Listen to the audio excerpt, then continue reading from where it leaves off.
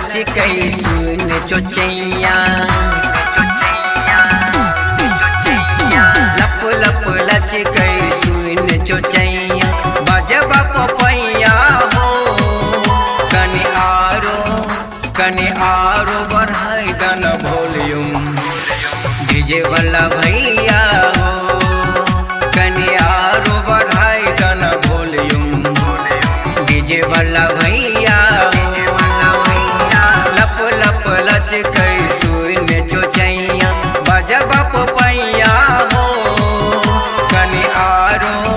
कने आरो बढ़ाई दन वॉल्यूम डीजे वाला भैया हो, कने आरो बढ़ाई दन वॉल्यूम डीजे वाला भैया हो। आरो बढ़ाई दन वॉल्यूम डीजे वाला भैया हो,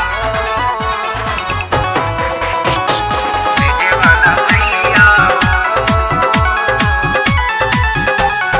गाना लगवा धूम धड़का एकदम फारम फार हो, सुन सुन सबके फटे करे जा खुल्लम खुल्ला उघार हो,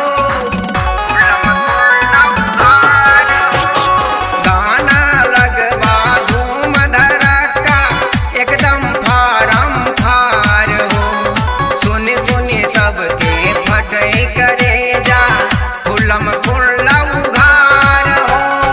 हुआ तहो कुछ रमनो चमनो,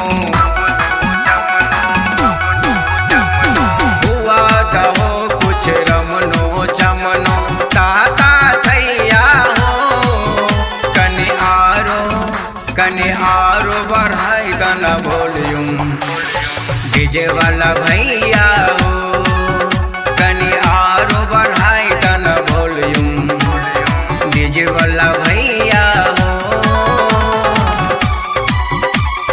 डीजे वाला भैया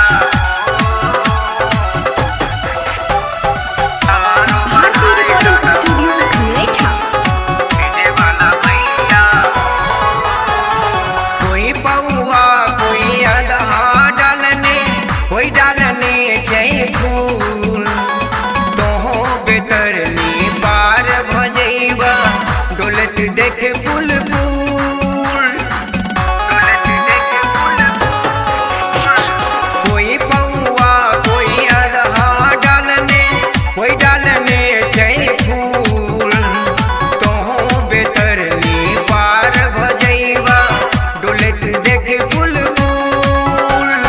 10 20 30 50 नंबरे, 10 20 30 50 नंबरे देवपन सैया हो, कने आरो बढ़ाई दन वॉल्यूम डीजे वाला भैया हो, कने आरो बढ़ाई दन वॉल्यूम डीजे वाला भैया हो।